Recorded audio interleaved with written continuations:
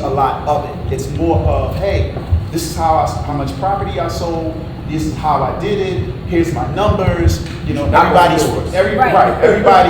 fabricating their numbers. Everybody's just kind of telling you how much house they sold, how much money they make, and all that kind of stuff. I mean, that doesn't matter, really, because if you're in this business, you're trying to grow, you're trying to learn, and sometimes you need to learn from people, and everybody's different. I'm the kind of person that will learn from people that will look like myself or been through things like I've been through, because I can gravitate to that story. I know all these women up here, so I can say, you know, that they've been through stuff to get them to the next level, meaning like they worked hard, they hustled.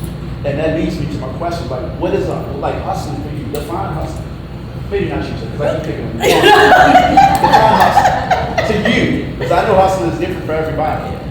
So to me, hustling, hustling to me is making an impact. So it's being true to who you are, being true to whoever you're in relation with as far as real estate is concerned. Being honest, well, same thing, being true, being honest, and then really putting your nose to the ground and doing what's right. Like, there's a lot of ways that we can shortcut transactions. We can get them done, but we may not always get it done. I mean, people may not always do it properly, but if you do it the right way, the reward is so much larger in return. And I was just listening to you, like, we're not just transaction people, we need to be making an impact, like, at all times, like, whatever the impact is. Like, when somebody finishes a transaction with us, they should feel good about it. It should be the Disney experience. You know, it should feel like, and it doesn't always go that way, but that should be the goal. And so, I mean, I've been hustling all my life for real though. Like I remember, I've been a serious entrepreneur, so I know what it's like to try to, pull from here and pull from there and pull from there. But if you put your mind to it and just stick to the grind, then you can elevate and get it all out of one thing or one or two things. You don't have to have 10 jobs. You don't have to have 10 hustles. Because like you said, all money not good money. And I remember when I did it, I had like 10 different things going on, and I was giving each of it 10%. And so none of it was being successful. But when you pull down and you look at the things that's passionate to you and that you know that you're capable of. I know that I'm capable of customer service. I know that I'm capable of making a difference. Then I said, well, then I'm gonna hone in on the one thing with the two things that I'm very good at, and then just be the best at it. And the sky's no limit. There's no limit. I think for me, hustling is being able to pivot, not panic. The pivot is always going to be a pivot, and I think we all went through this stage of when the COVID came. We had the best market, like everybody had a 40% raise, right? But then when the market started to level out, a lot of people panicked. They didn't pivot. So I think a good hustler knows how to really stack and pivot all at the same time, and really create spaces within that pivot in order for them to grow larger spaces. So I think hustling for me is not struggling. It's not like, oh, I gotta go and do this, right? Right? Hustling to me is really pivoting, not panic. Like, how am I gonna do this again? Because I'm not going back to what I was before. So who I need to be in relationship with? What rooms I need to be in? How much money I have? How much money am I willing to sacrifice? And also in the transaction, what am I willing to give up to get? Because a lot of us will stay in a transaction and we don't realize we leveraged out in particular parts of the transaction where, like, hey, I don't want to do this shit no more. You got to leverage that opportunity, because then you mess up the whole client experience. So that's a pivot in your business. So for me, I'm a big pivoter. I can't panic because I got 2 kids, and like I got 7 families depending on me, and they got families, and a lot of us are first generational wealth builders. So you can't panic. So that's what hustling is for me. If I can say something else, we've been here. So we went through 2007, 2008. Everybody thought last year was hard. If you was in real estate in 2008, that was hard. Like there were no sales taking place. The banks shut down. Like we woke up every day and the banks were just closing. Back then I was doing DPOs and a lot of REO. I went from having 30 listings in my queue to nothing because the bank shut down. So, and I was strictly REO back then. And I have this thing, I always say, everybody wants to be a realtor until July. I don't know what happened in July. We used to be. So that's when everybody starts, oh, I don't know if I want to. It's a business. When the taxes. Yes. And then, the taxes. Don't get me started. Nobody ain't work for hours.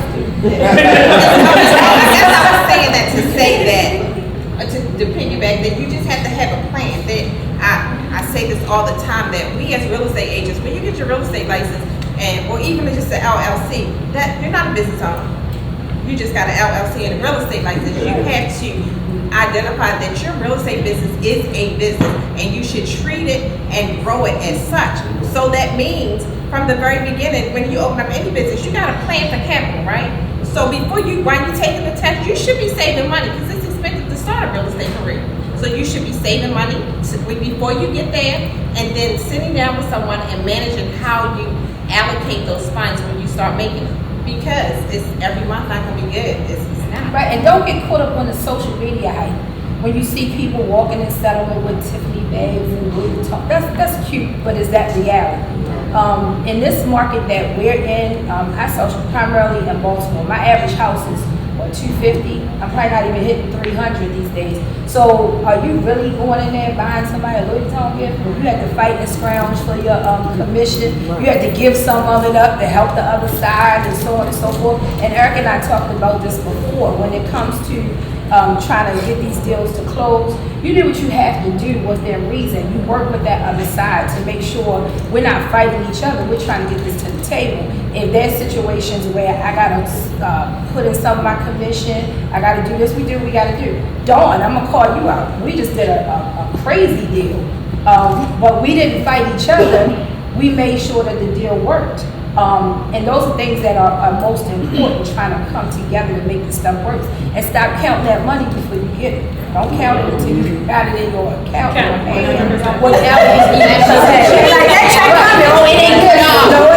can use the information. Just stop it. Right, exactly. Just play it properly. And we all done been 45 days for yourself to have. Exactly. I'm sorry, Monica. We all done been with. I done fumbled a lot of bags. And I'm still trying to get on straight. And I wish to say it again. Your taxes, huh? No.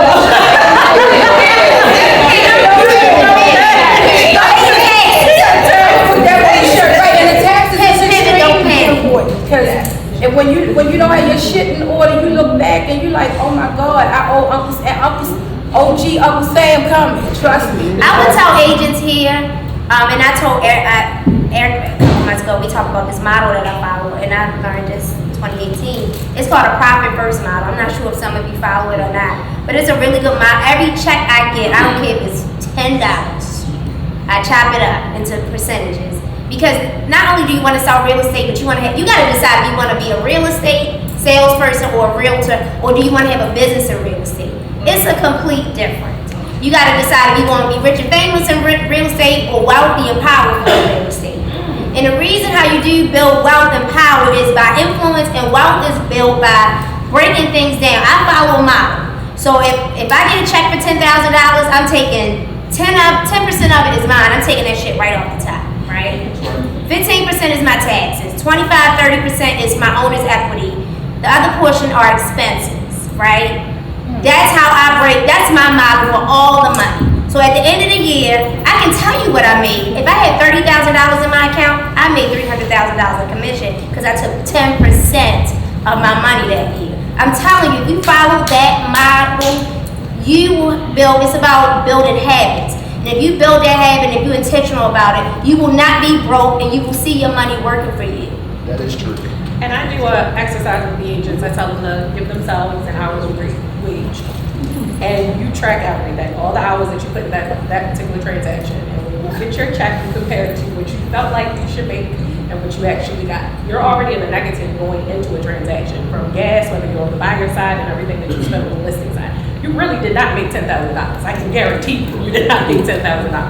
And it puts into perspective that if this is how much you think that you're worth hourly, are you really, one, you can look at the time that you're spending on each transaction, and if you really are being productive in each transaction, but also that you really see that the money that you're making, you're not really making if you're putting it like in where you're supposed to. And I do something similar as far as, with the taxes and everything, right off the top. It's just like when you work, and you have everything come out and you have a net pay. It's the exact same. And if you treat it the same way, there is a huge difference between having a real estate business and just doing real estate. The person who just does real estate, you're going to sell a house here, you're going to do this. The person that's building a business is going to have longevity. What they don't teach you in real estate. They want, right, because, You gotta hit. My first year, I had no career. I was working a job, 6-figure government job. I was every weekend. You get a bottle. I'm everywhere. I'm treating everybody. they ain't keeping them back. I got $10. I got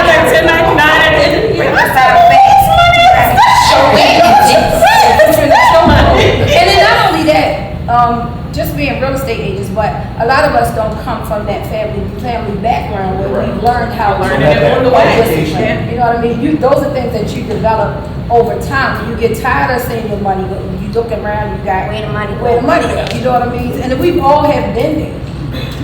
I'm ready to talk to you about that. I will tell. And remember when COVID time, everybody was rich. I sold 50 million, 60, and that ain't nobody posting nothing, right? And I was telling Eric, I was like, you know, last year was the worst year. Last year was my first year, or my third year in real estate. I did $4.5 million, right? 4.5. You can do the math on that, right? Last year, 20, Last year, you 20, did 4.5. 20, I know, I just wanna make sure. yeah, last year. And I said, I'm gonna be transparent about what I did because we gotta know the ebbs and flows of this. But it was one of my best years.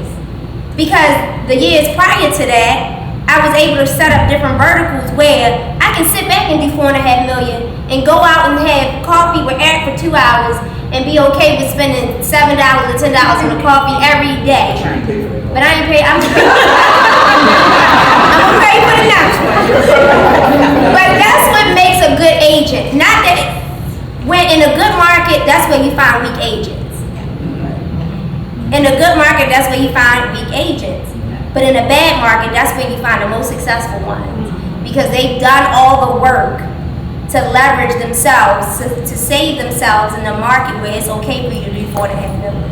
Yeah, you don't have to go get a job when you have one bad month if you're a good agent. If you're using those percentages like we just said, if you build capital to put back into your business, if you're paying yourself, paying my tithes.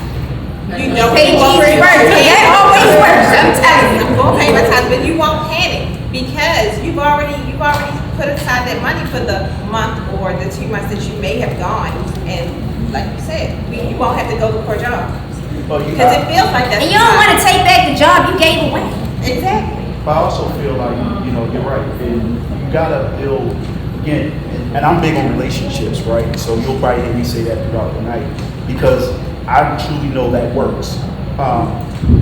And you have to build, kind of go back to what you said earlier, India, where, you know, you are the person who, your personality, your character, your attitude in business is what creates leverage, right? So if you're getting in this business and you're going through rough times and you build value for yourself, people will seek you for work. People will seek you for ideas. You know, a lot of you guys know, maybe some of you don't know, but I do a lot of investment properties. But I can say, He got some money. I can say that a lot of times that a lot of my deals come through me. Some of my best deals have come through me through other realtors.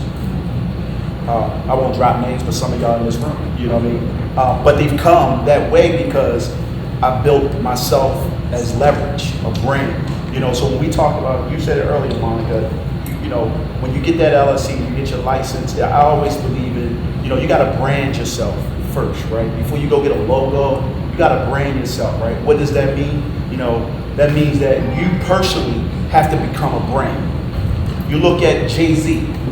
Jay-Z is a brand. Forget his rap. His business is what makes him a billionaire. It's not his lyrics. He's a brand. If Jay-Z walked in this room right now and said, I was willing to partner up with any of you, all of us would jump. All of us. Why? Because he's a brand. Now, we are not on that level, but I'm saying it matters even down to our level. You have to become a brand. That goes back to where agents will have attitudes and get in a deal and they're, you know, causing that, you know, their pride is getting in the way, their tempers is getting in the way. And now your brand is out the window because, you know, bad news travels faster than good news. And then everybody, look, we've all been there. We're talking about that agent and saying, you know, usually for example, Tiffany, since you're my co-host, you know, don't fool with Tiff because she got a problem. Right. You know what I mean? That's what you don't want. You know what I mean? You don't want that. And then, so when you do find it challenging markets like it is now, you know, things will come your way, or people willing to work with you, people coming over, giving you, you know, information. The last thing I'll say too is, I don't want to forget it, is what y'all touched on the part about, or you touched on the part about paying yourself. That is, you know, you and I talked about that a long time ago, and you know, I took that advice from you. I was doing something similar, to that, but not as more detailed to you. But she's right, that works. When you learn to pay yourself first, then you can go ahead and spend your money how you want to. Shaquille O'Neal, I saw an interview one time with Shaquille O'Neal, and he said that the question was asked, is Shaquille, how did you get the amount of money that you have? And he said early on, his father taught him after when his first year splurging and blowing his money like most people would be, at that young age being in billions. He took a piece of paper and he tore it in half, as if it was his paycheck. He tore it in half, and he said, this half of the paper is his savings, the other half is his whatever money. Then he tore it again. That money became, a quarter of that money became his personal money. The other money he put towards his savings. So at the bottom line is you learn, to your point, if you learn to live off of the small things, because a lot of us ain't prepared for big money. We want it, but you ain't prepared. You ain't prepared. A lot of us ain't prepared. Just what it is. Just what you said earlier, is that we don't come from it. A lot of us don't come from, our fathers and grandmothers weren't teaching us that. So yeah, you want millions of dollars, but you get millions of dollars, or you get not even millions. If you just get good commission, we ain't prepared. That's why and we human. We all make mistakes. But these are the reasons why you want to add these kind of things and hear from people and hear the flaws and mistakes that people. I love when India comes because she's full transparent. 4 million last year, where to somebody that may be looking from the outside, looking at India and saying, India, you do 20, 30 million a year, and you are so transparent to say, hey, I did 4 million. That's what we want. That we want honesty. Because we know that, guess what? Next year you could come in here and say, well, I did 10 million. Well, I retired. And I'm doing something else, right? And just to add to that is we want our businesses, I'm real big on business guys, so we want our businesses to have value. So you should be, again, building your business and budgeting. Danielle, we talk about budgeting all the time. People say, why you talk about a budget? You got money. It's not about how much money I got, it's how much I'm gonna keep. Correct. And then all of us here, Danny, when you retire, you can sell your business. Who wouldn't want her book of business? So we should be thinking like that. We should be thinking that we are building a business, just like when the tech people start a tech company and then they sell it for millions and millions of dollars. I promise you, if I die, y'all gonna buy my business. We should be building sellable businesses and sellable brands. Right. That's right. But you should be thinking just like that. Like, I want to build a business that if I decide to stop doing it or if something happens, that I can sell it and it's profitable. That is your retirement. Yeah, Right. exactly. So if you don't have good relationships, why would they want your client book? If it's not profitable, if you don't have any money to back it up, why would I want to buy it? Why would the next person want to buy it? And agents, I mean, I know we probably should hear from you guys soon. But I know everybody's deciding if they want to build a team, not build a team, whatever. I think be intentional about that. But most importantly, know your numbers. Be able to spit your numbers out at the dime of a hat, even if it's one day. Know them, track them, because then you need to know your numbers, know the structure of your business, so you not only become sellable, but become bankable. So any questions? Danielle, keep raising your hand. Oh, Danielle, you got something to say? Come on. I did. Say what you said. So I know we were talking about like what's something that would be like good for new agents and seasoned agents. And I just think communication is like top of my list. Tiffany and I worked on a transaction years ago. It was horrible. But you know why I can see Tiffany and we hug and we see Hold on, each what's other? Tiffany? It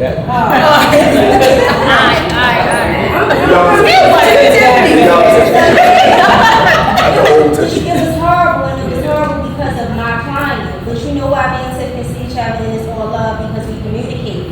And we realized that it wasn't a reflection of me as an agent. I'm working for this client that is being hard to deal with. But me communicating that with Tiff has let her know that it's not a reflection of Danielle as a realtor. It's, we in a difficult situation because of the client. So just that communication, like, that's really big to me. Like, how we're talking. When I'm working with her on his deal, I can call her, he's going to be honest about, like repairs and things like that. I don't have to check behind him. Like, communication to me is like top tier. Even with Tiffany Domies, right? What I This did. is funny. Let me tell you what she did. I wrote an offer for one of her listings, right? And she called me and told me why I didn't get it. Oh, I did. Yeah, she called me and told me. And you know what? She communicated with me that it wasn't that she didn't like my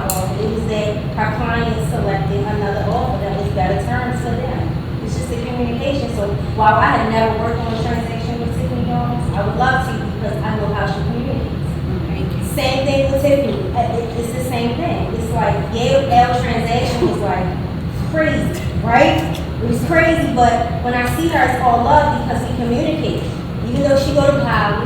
Oh my God. It's all love because we communicate. And just like you know what I'm saying in the translation. So I just think, from somebody that's been licensed since 2011, like communication is very important because as we know, we work with the client. And we're not always going to be in agreement with what our client wants, but communicating with that other agent and say, hey, this is what I'm working with, or this is what's going on. It lets that person know that I'm not being a bitch, right? I'm just letting you know that this is what my client wants me to be ready to do. And a lot of times, and thank you for that, a lot of times what I try to do, even when the market was different, we were all writing these offers over the list price, doing all this crazy shit. There were agents, and I don't know if any of in this room, that I would say, take this back, rethink it. Like, you don't want because at the end of the day, buyers, sellers, whatever, we get to blame for everything. Everything. Something goes wrong, like when that market was hot and they were going $50,000, $60,000 on the list, I would be sure to say, are you sure this is what you want to send? Without telling you, this shit gonna come back on you later. So it's a lot of the communication is definitely key. And then also being able to tell other agents. For me, I'm real big on us being knowledgeable and getting access to capital and getting access to owning real estate. But sometimes us, on the other side of the transaction, want people to be in bad transactions. And I had to tell the agent, I said, do you really think this is a good deal for your client? Yeah. I'm like, I know what you're doing. You're using FHA to get an investor into a 2-unit. That's fine, that's fine. Don't pull, you can't finesse it, right? But do you really think this is a good deal for your client? Because I felt like I could have this conversation with you because you look like me, but you can already put somebody that look like me in that situation. But is this a good deal? And I said, I'm not accepting this deal because this is not a good deal for your client. And so that's what relationships, we've been talking about it the whole time, but relationships is just not knowing someone. It's being honest with someone and looking out for each other. That was a hell of a comment to say. And I've done similar, like, you sure this is the best thing for your client? And they're just like, look, we just gotta get them to the table and get that money. And they don't have no money. Right, no, we don't. And also working with agents that look like you, you can kind of, you always want to remain professional, we always need to be a little bit more transparent. And so, if you know your client being dumb, be honest about your client being dumb. Right. We all got dumb clients. Listen, and you say, my client's being dumb, this is what they want, but where can we get in the middle somewhere? And being able to be truthful and be transparent about it helps you get into the deal faster and actually get to the table because everyone's on the same page because all of us has had a dumb client. And so we will put our dumb client hat on and figure out how to appease them when we all working together to do that by us being transparent and communicating. It means I've shown 5 extra houses because I turned around and was like, this is not This the house. is a raggedy house. Not the house for you. So let's keep looking. And so again, what did that do? They granted me a relationship that's going to give me hella referrals. Right. And they're going to be happy when it's over. But I was just like, Or an addendum that says they decided to buy this raggedy ass house.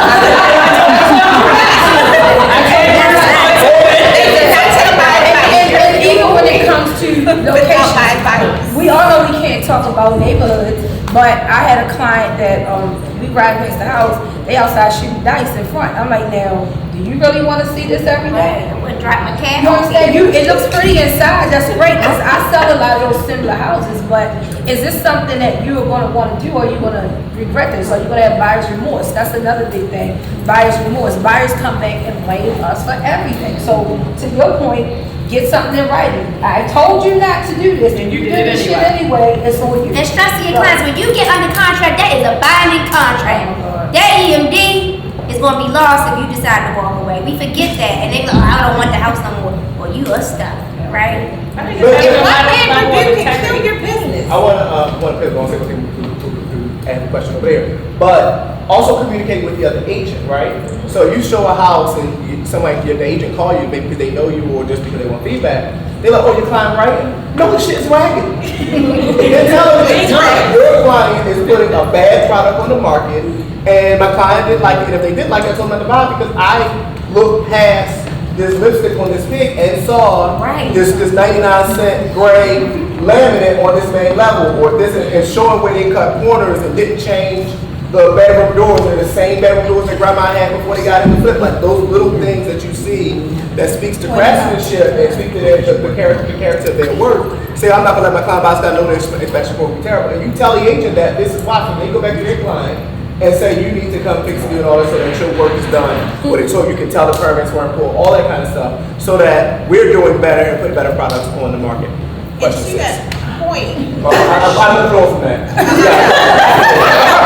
to that point, when you're showing houses, and the seller or the listing agent may not know that there is a condom on the floor. Like I would call, I was like, girl, oh my god, a condom on the floor, or this termite. I'll call you and say, I just want to let you know, I just left your listing. We're not interested, but you should go check it out. I had called him like, Eric, did you know? I just left your listing. Did you know? You don't get or the rag that you talking about, like this. That's a purpose. It's people, agents like some of us don't ever go see some of the houses, so they don't even know how raggy it is.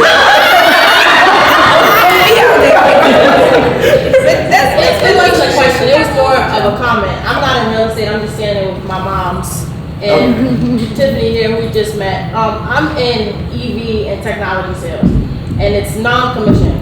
And I always tell people who are in real estate or new to real estate, or people who are getting into the business, that a lot of the reason why my business runs itself is because I'm building rapport with not only with my clients, but people that I know from my community. And I think the biggest issue when it comes to sales in general, because I don't make money off of my sales. It doesn't matter. It's different for you guys. It's how you survive. I'm just making money off of metrics. I'm like, do you really think it's that important, whatever issue you have in this transactional dynamic, to miss out on a deal simply because you don't like this person, you don't like that person? Everybody's saying the same thing. And it sucks because the market is already crappy as is. For us, it's crappy too. No one's investing in technology right now because no one can afford it. Interest rates are high, whatever have you. It's important to look out for your people, because you're gonna get that money, it's gonna go away, you're gonna spend it, and then that's it. You don't have anything else to dip into. It's silly. I understand like how teams work in real estate, and I've heard all about it, and that is honestly what deferred me away from real estate when my mom was coming up like 7 years ago. I'm like, I don't want to deal with that nonsense, because it just feels like high school, and it's silly. It gets like that sometimes. This is my new niece, by the way. And to talk about relationships, I went up to building that rapport. I just met her a couple days ago, and we were talking just randomly. She's like, oh yeah, my mom's a realtor. I'm like, who's your mom? Cleopatra. I'm like, girl, get her on the phone. That's my girl. So just haphazardly meeting her just the other day, and that's a new relationship that I built. I knew her mom. So you never know who you're talking to. Exactly. And it doesn't hurt to be a new realtor. Ask questions. When you get Eric on the phone, when you get Tiffany on the phone, or when you get Monica or India on the phone, and you're not certain about something, ask the questions. We are approachable. I always want to build myself as approachable. I never want to think that I'm here, because in real estate, or anything for that matter, you're only as good as your last transaction. You get on social media, somebody will blast your ass, and then people not really knowing the whole story, then here comes something different. Come on in there. Have you ever, especially those that have been in a long time, decided I'm willing to burn the relationship down? I had 3 transactions this year, and I think I want to set fire to the situation and these people. Yeah. Because I realize that I might come across them again because they do a lot of business, but I also feel like I'll give it to somebody else. Is it a lender? It's a lender Yeah, or it's An agent. a realtor? Just out of control, not doing their job, talking slick, like. So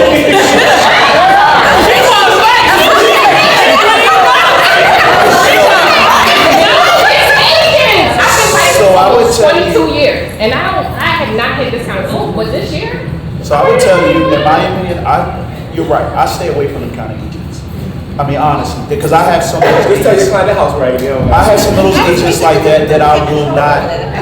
I prefer not to show them that agent's client because I don't want to have to deal with that agent.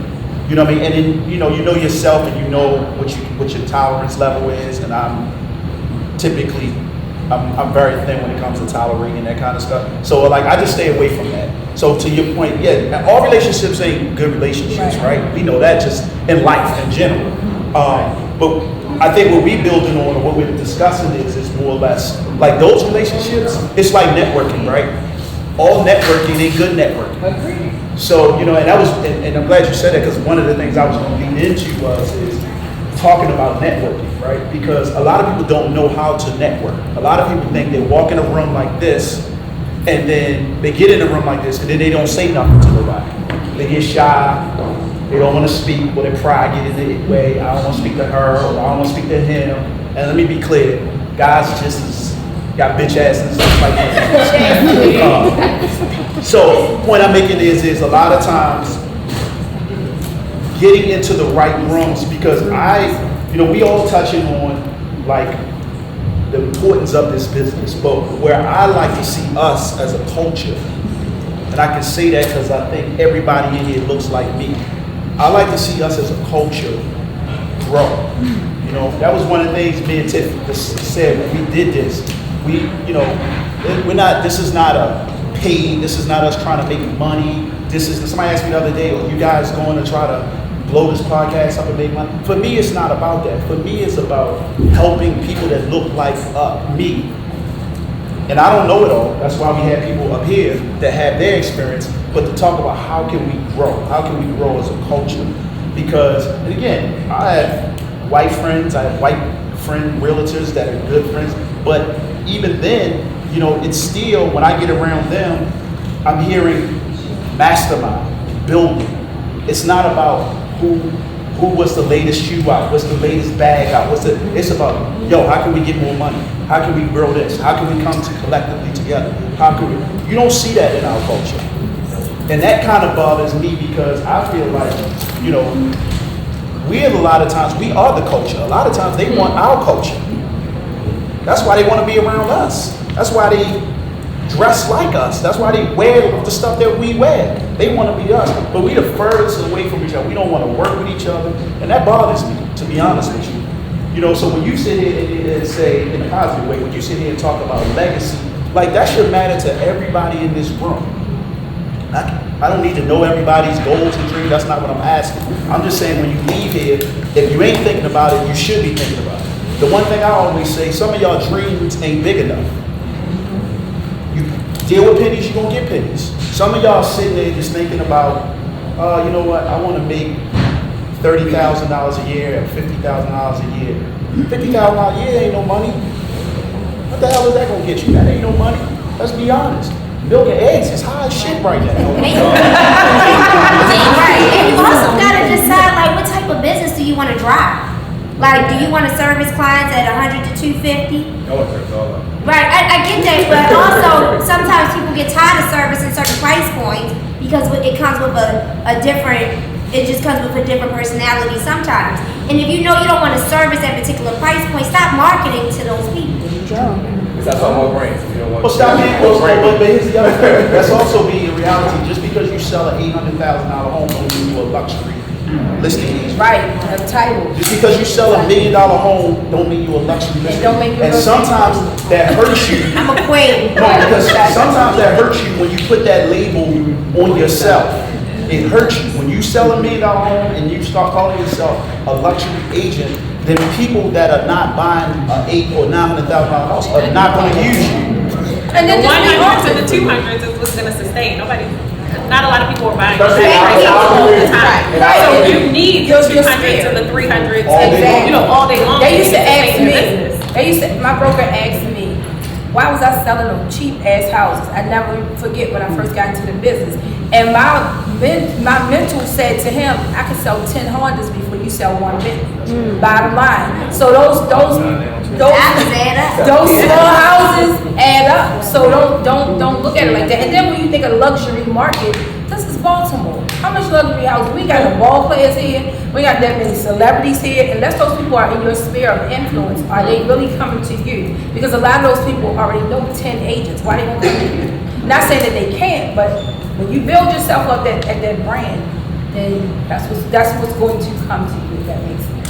Taya, and then Come Dawn. on, Tay, come on. What you got? And that, what it actually leads me to the point of what you guys just said, those low contracts, or those low price points actually help you write contracts well.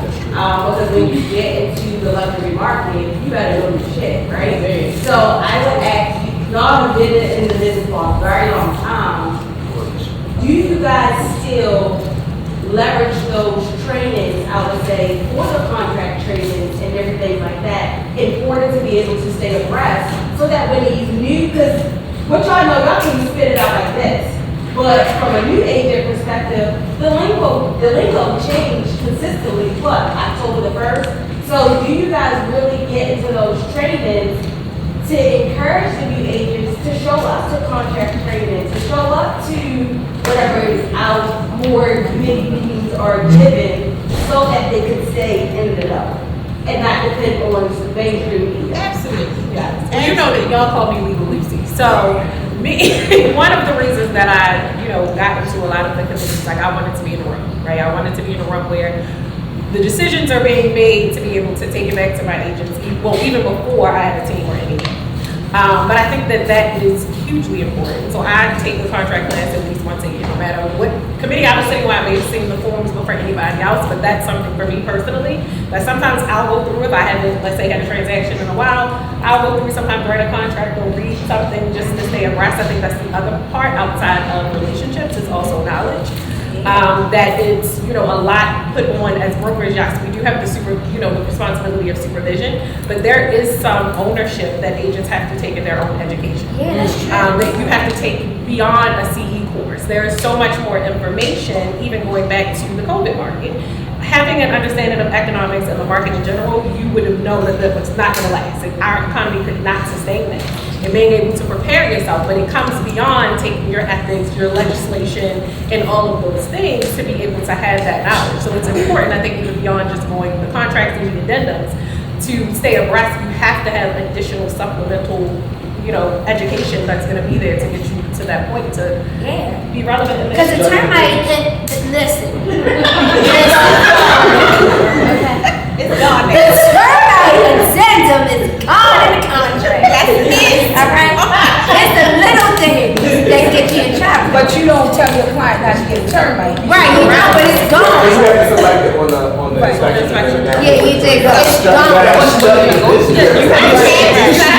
this. You have to still read And it. not just know the changes because they're there, you're just kind of filling in, but understand why the changes were made and what are we trying to achieve with the changes.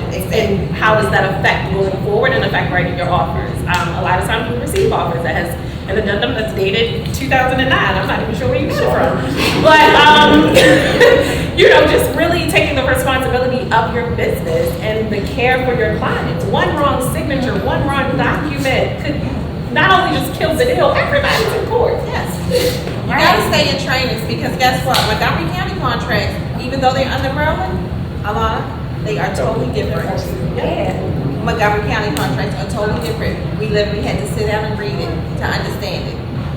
You have to read your contract, and you gotta stay in education, like Tiff said. I mean, like we see each other in training. He's like, "What you doing here?" "Oh, I'm still learning. I'm always gonna be learning." But also not just reading it, when you're in a problem and another agent is saying, I need this, or you didn't do that, or this is the problem we're facing. Read the paragraph. It talks about what your next steps are 99% of the time. So it's not just taking the classes, it's continuing to read it in the midst of the contract. I always say that we are like paralegals, like in this business. You know what I mean? Like a contract is a serious thing, and you don't want to find out the hard way when you're in court or you're at the commission board and somebody's trying to take you and trying to either find you or trying to take your license. Whatever the case may be. It is serious. The contract is like reading the Bible. Shall, wait a minute, let me back it up, let me try to read But if this you don't again. know, that's the only. But I'm saying, when you read the Bible, it's like, thou shalt art, you sound a little retarded, right? And same thing with the contract. You gotta really take the time to read it, to understand, what is the transitional words here that I need to understand what's about to happen. Right? But that's what changed though. Read it. It's always changed. Broker, You know, you've been in the industry 10 years, you're like, oh, I know every parent, every I'm hanging up the phone. And what's the paragraph is now gone. And I was like, where's it at? It's gone. It's gone. So you gotta continue training yourself and then helping others. Well, and again, I think that's, again, we'll kind of go to what you said earlier, Monica, it's taking the business serious. Like, again, I mean, look, for all of us that are in here that are realtors, this is a serious business. You are helping someone, some people, potentially purchase one of the largest purchases in their lifetime. In most cases, it's their dream. Everybody, in most cases, grew up saying, one day I want to own a home, because we saw our parents own a home, you know, or we heard about the importance of owning a home. So when we're those people that's helping them purchase that, it is very important that we make sure that we're sending them down the right path, you know, and not setting them up for failure. And that kind of goes back to what you said earlier about when COVID was going on, you know, people buying houses or overpaying and all that. You know, a lot of them are going to start feeling that now. And they already feel that. A lot of these people bought houses as is, and the furnace went up. Ain't nobody can turn on it. And what's the first thing they gonna say? My realtor told me to buy it. And that's where your reputation, Tiffany and Tiffany. and your reputation is out the window. Maybe a Monica. And then you see that client post a picture with another realtor because they just sold their house and bought another house, but they didn't call you back. And just to piggyback on that, when we talk about relationships, Craig, I'm gonna put you on the spot. Yesterday I got a call and the guy, he's like, I'm thinking about, when you talk to a person, they gonna tell you what they call it. You gonna figure out what they trying to say. So he was trying to say, he was looking for a house, he didn't have a house, he saw a house. So in between there, you know, the first question is, do you have a realtor? Are you working with someone? So first thing he said to me was, yeah, I'm working with a realtor. So my question is, now you call me? Right. A lot of people they don't understand the process. There you go. So when he said, my realtor, I said, well, what's the name? What's the realtor's name? He said, Craig. I said, how? He said, yeah, Craig. I said, well, you need to call Craig. Because there's nothing I can do for you. And again, we've had those situations as well when you're not telling them what they want to hear, and they thinking that if they go to somebody else is going to tell them something different, and that's not the case. When we know each other, we know of each other, we know each other's reputation. I know Craig didn't tell you that wrong. I know Eric didn't tell you that wrong. So coming to me, I can't help you, and I'm not going to steal your client. Right. You get what I'm saying? So long story short, I told the guy, I said, you need to call Craig. And when you call Craig, tell him I told you to call him. Tell him you spoke to me, and tell him I told you to call him. So at the end of the day, it's not about stealing somebody's client or going behind somebody's back. These relationships, we all want to see each other again in this room.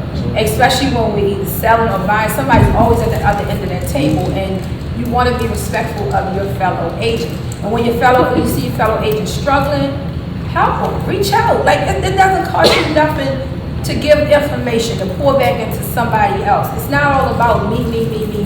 It's about who you can help in this industry. Because at the end of the day, you can sell 100 houses, but if you don't have the right character, that says a lot about you. Because I'm quick to ex-agents, like when I know they sound new, I'm like, are you new?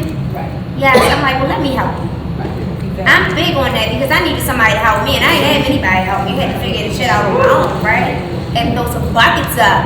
But yeah, I always say, like, let me just help you. Let me help. Even though I'm representing the seller, I just need to help you because this gotta go smooth. You need to learn this stuff. But you know what? When you start, when you do things like that, I just say personal in the universe, right? So the little things like that you do in this industry is the things that why you can sit up here with this panel and people recognize you for the integrity of who you are. The business is going good. Things like that. You don't know why these doors are opening up. The phone will ring. You might walk out here now. The phone is ringing. Somebody refers you because it's common, right? It's just common. It's how you treat people or how you treat situations. Things come back to you. And doing things like that don't take anything away from you. It does not dim your life. It does not stop your money. It does not do anything. I recently had 2 young ladies come to me that are opening a brokerage. Sure, I said, I figured me and Brandon figured this all out, but it takes nothing but 2 hours out of my day, once a month, to sit down and say, okay, what do you need help with, just to help you get started. That doesn't change anything. Their agents are going to be their agents, their clients are going to be their clients, and it's not going to change anything. And that just goes back to being confident in not only who you are, but your capabilities, your knowledge, and that your client is your client, and they want to work with you because of you. And you gotta build people up so they won't mess the industry up for everybody else. Correct. So that's what I was going to say. If you were to Google the least trusted careers, y'all know we are high. So it's our responsibility to change that narrative. We have to operate in excellence. We have to do the right thing so that we can get off that list. Because people won't say on Google, but literally, if you look it up, it's going to say that realtors are one of the least trusted careers to have. So that's not how I want to be known. And I know that's not how I operate. But it requires all of us. It requires all of us. All of us have to do better so that we can change the entire narrative of our culture in real estate. And I like with Tiffany and Brandy, they realize, like, look, I always say I'm not in competition. We are not each other's competition. You guys attracting whatever you're attracting, I'm attracting whatever I'm attracting. And you realize you don't need the whole pie because you're already full. So you just give it out. It's enough out there for It's enough out there. It's enough out there for everybody. It is. And to give kudos on the last podcast that we had, and some of the, you guys only got to see snippets. We had snippets, rather. We didn't really actually post it. I mentioned Tiffany and Brandy, and I said how you guys built your brand. Like your branding was phenomenal. You know what I mean? And going forward, when you listen, you hear Harrison Hawkins, I'm like, you guys did an amazing job building that brand. I commend you. You see the office, I'm gonna need that mailbox. I seen that, but I'm ready. I was wondering if you were gonna sell that. Right. But see, that's the way it should be, right? Like, it should be like how we are sitting here talking and we bigging everybody up, right? That's the way it should be, right, in this industry. And, you know, I just feel like when you hear somebody opening up a brokerage, you know, you support, when y'all open up our brokerage, I showed up with tequila. I mean, did y'all drink that? Oh, we did. Right. Brandy did. So let me shout somebody out then. We got April right here. April Johnson, this is my childhood friend. April just opened her brokerage, so I'm gonna give kudos to you. Crystal, right? I love to see it. Yeah. I love to see it. Absolutely. So we're here to uplift.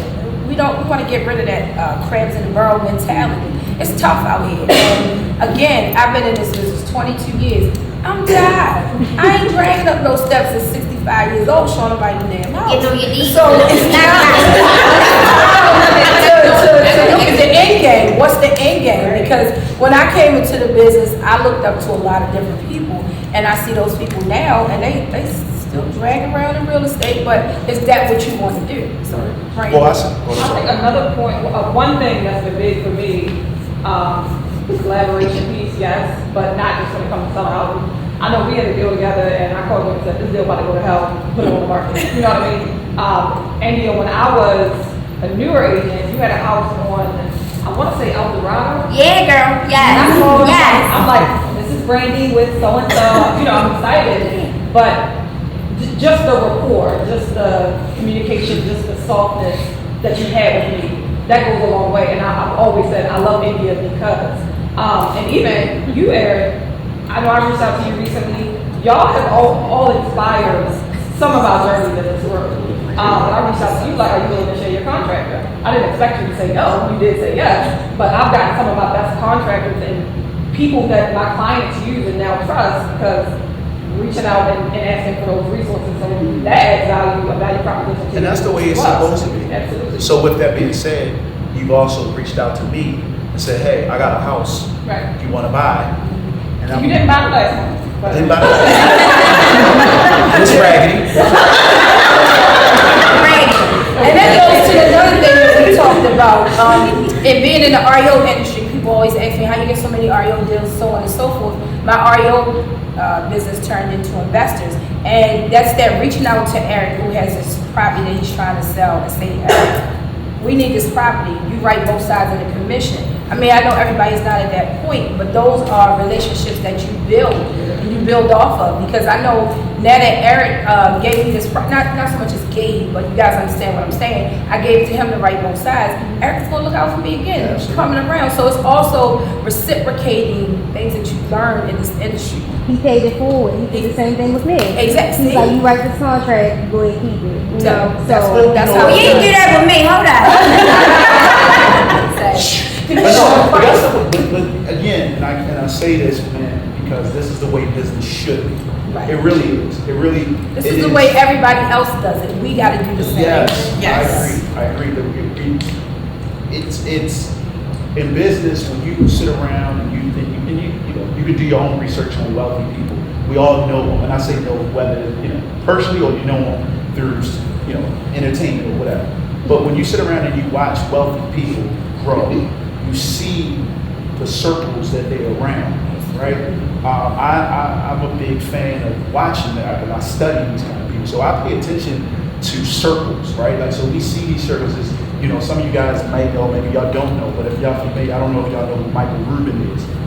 He's one of the guys who owns, one of the owners of the Philadelphia Sixers. Well, he's a billionaire, but every summer he has this big white party in the Hamptons, and everybody and their mothers under there, but all levels of wealth. Sports, musicians, tech, all kind of stuff. The reason those parties are is not just to have a good time. Imagine what the circle is like. Imagine this, if we all walked in there and it was a bunch of billionaires or multi-millionaires around that we can talk to. That's how business deals go down. That's how, because relationships start. Nobody's walking in that room with their head up and acting like, fuck her, or fuck him, I ain't dealing with them. Because they all know the people got money in it. And it's like, look, we here to do the same thing. Let's see what we can grab. That's how it has to be here, on this level. Because I always say is, you gotta be prepared. You gotta do your prep work now, so that as your business and your success starts to grow, you can meet it. Because sometimes business grows too fast. Right. You look at Britney Spears, it grew too fast for her. And she twerking on it. all the damn but she's a good example of business growing too fast. Right. But she got in it at a young, and it drove her crazy. Dawn, you had a question? I have a shirt that says Black home ownership is luxury or elegant. And I just feel like inside of this business, we are really the minority. If you look at the grand scheme of things, and I just feel like we should be able to talk to one another, to have things like this. I think it's a great thing. Tiffany, in our last deal, it was my body is crazy. However, between Monica, Tiffany, and myself, everything went great at the end because the deal closed. That's the end goal for everybody. And Monica called me and said, my girl, she's getting ready to send your offer. I said, okay, send it over. And when you sent it over, I know the buyer was extremely challenging. I was like, Dawn, tell her this, say this to her, this is what you tell her. And at the end of the day, the deal stressed us both out. But because we all had that relationship, Monica, she's gonna tell all of her agents, I got you. You already know. If you come to me the right way, because I have had agents that I've probably butted heads with. I'm not perfect. But at the same time, I'm always transparent, and I try to help as much as I can. And with that deal, I knew that she was driving me crazy. So I'm like, when she call you back, this is what you tell her. But and that's me telling her what to say to her buyer. You know what I mean? But her not receiving it as I'm coming across the wrong way. Her receiving it, and at the end of the day, we got that buyer to close. And she's still calling us. So, I told Sean Trey, we worked out together, but we knew each other for that, but I told her, we did a transaction together. I had a listing, she was on the value side, and she did such a phenomenal job. And I told her one day we were working out, I said, if I decide to ever leave real estate, I would definitely push my buyers and my clients over to you. Because of the way you handled the transaction, you were on it, you were very intentional. You just showed up in a big way, and you created an experience. And we forget to do that. And for the both of you, because you guys do it together. But I said I would definitely give my business to you. I know she didn't take my offer, but she was No, that was crazy. I disturbed her husband's dinner. She just I was like, she was so gracious though.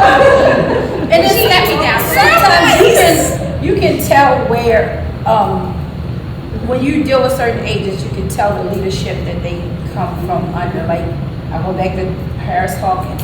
When I deal with a Harris Hawkins agent, I can tell they came from Harris Hawkins because of the leadership, how they come across. So it just makes a big difference. Again, and that says a lot about you. You know what I mean? So, and when you get on the phone with myself, or Eric, or India, or whoever, just say who you are. Say where you're coming from. Because again, we'll go back to the text, and you and I talked about this, Eric. I get random texts. Hey, is this house still available? Hey, who are you? What are you talking about? Where do you come from?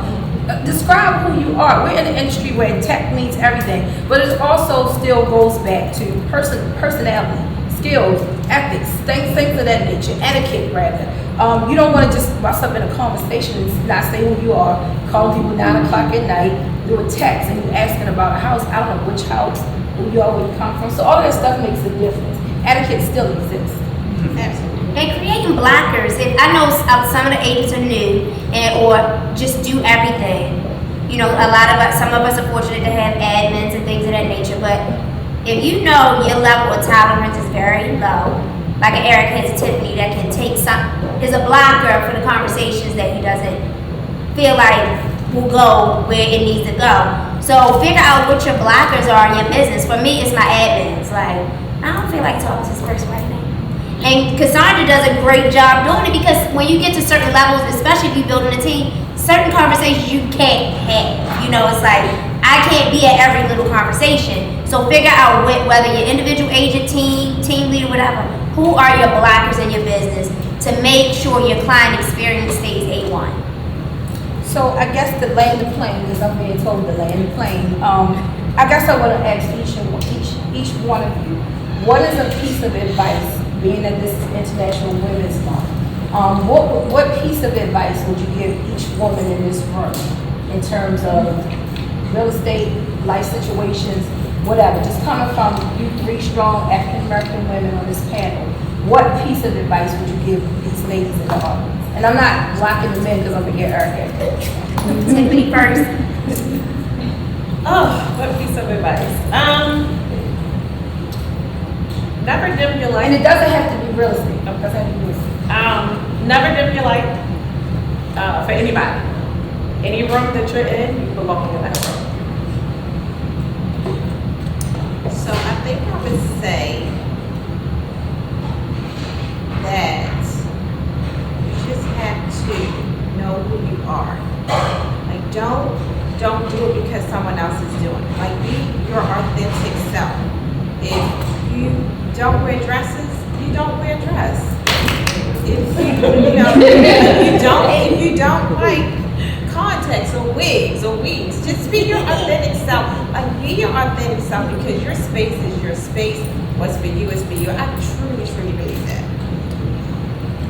I believe what's for you won't pass you. I also believe go big or go home. Don't shrink yourself to meet everybody's demands. And realize, don't get upset with your brokers or certain people that get you in the room but they can't take you further in the room. They got you in the room. Now it's your job to take yourself and navigate through those spaces in the room.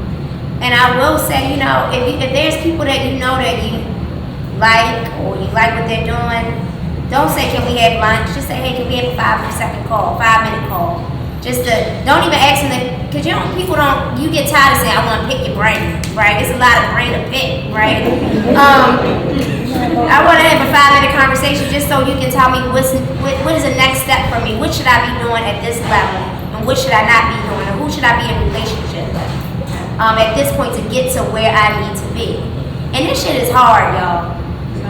When people say, hey, I want to get my real estate license, I always say, why? Tell me why. Tell me why. It's about the money. Okay, good. We're going to make the money. What you going to do with the money after that? Because you really don't find your purpose until you start getting in it, right? So if that's your purpose, that's your purpose. But I always say, why? So, I mean, you know, go big or go home. Remember, you eat what you kill. So be mindful of what you kill. And that's really it. Mine would be, I like Nipsey Hussle. the highest human act is to inspire. And this is one of the reasons why we started this. Who knows, we might pull somebody in this audience on this couch next. It may not always be in front of a live audience. We may do something a little more intimate. But all of you have a voice. Just because you've been in real estate for a year, 2 years, couple months, doesn't mean that you don't have a voice. So we want to be able to sit all of you on the couch and not so much as pick your brain, but hear what you got to say. So that's what we're here for. It don't stop here. We're going to keep going with this, and hopefully you guys will get a receipt. And Eric, you, for the guys, what do you say? I would say, Be a nice human. Number one. no, I would definitely say, find your lane and definitely work it. Like kind of a monitor. I'm big on, you haven't lived, and this has nothing to do with real estate. This is just something to take for you for life. You haven't lived your life until you stop giving a fuck what everybody think about you. So the minute you can do that, Yes. real estate, life, whatever it may be, it's a whole different level of living. I can promise you that. I can speak for that as facts.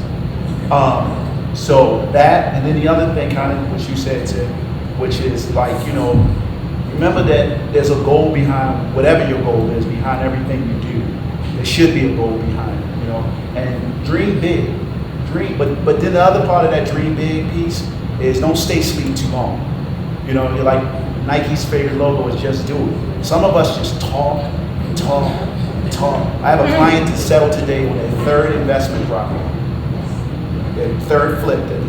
But prior to that, for maybe 2 years, she was here. If they was a husband and wife, they were here, they would tell you. They just kept calling, taking me to lunch. They also friends. We went to lunch, dinner, we drinking, we have a good time, talking about real estate. And finally one day I said, what the fuck is y'all just doing? And then, at that point, I guess that was the fuel they needed. And within, a couple weeks, I found them their first property, and now they're on their third flip. They settled today on purchasing their third flip. So regardless of what it is that you want to do in real estate, just do it. Don't keep talking about it. Because sometimes you can talk yourself out of doing it, And then the last thing I would say is because I heard everything everybody said and talk about real estate. Remember, real estate is just not selling homes. There's so many different ways you can make money in real estate. So many different ways. You don't just have to be the salesperson, It's so many different. And then you said it earlier. Your sales was down last year. I don't even keep bringing that up to you, but your sales. I feel good. Shit, I bought myself a necklace.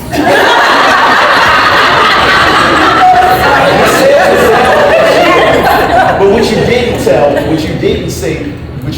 say is that even though you didn't do as much as you did previous years in sales, however, you made a lot of other money in other areas that was around real estate.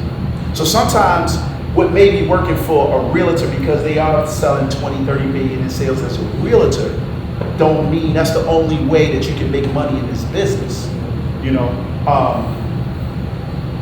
I've said to somebody today that I just heard this the other day, statistically, that 70% of realtors do not own an investment property. 70%. And then I forgot the actual number, which was very high too. I'm just for sake of conversation, say it was 60% of realtors don't own their own home. That says a lot. That says a lot. So I'm saying that to say is there's so many other ways you can make money in this real estate and bring value to your business.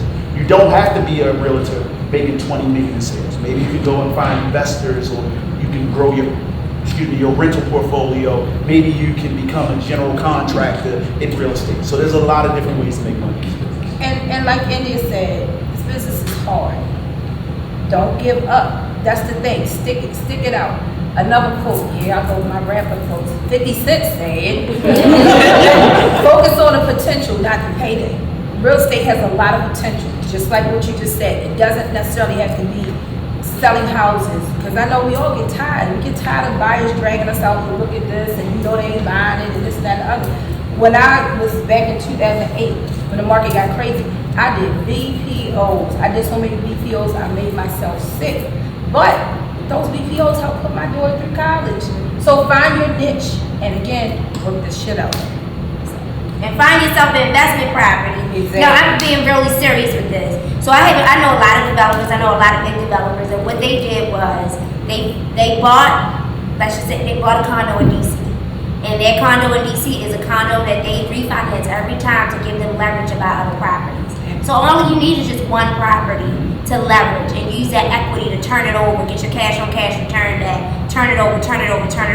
And they kept the condo, they still kept 2 condos in DC, and they leveraged that equity for their 10% or 5% or to create that capital stack for their development project. So if you get one, it can turn. It all depends, and when you get it, I will tell people this: when you get a property, don't take money out of it unless you know what you're going to do with it. You gotta have a goal for that money because you're spending money on the money that you're taking out that you're supposed to use to leverage another opportunity. The economics needs to make sense. Thank y'all. We love y'all.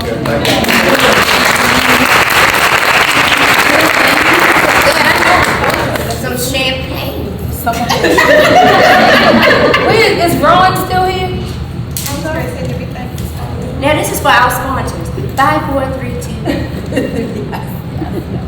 Thank you. Where's Ron? I guess he left. They ran back to the office. You went to the office? Yeah. So I guess I'll say on behalf of all financial services, thank you for everybody for coming out today, and Tiff and Eric. Thank you for once again putting on a great conversation that allows for others to be able to grow within the industry. And we'll be looking to do more of these in the future. All right.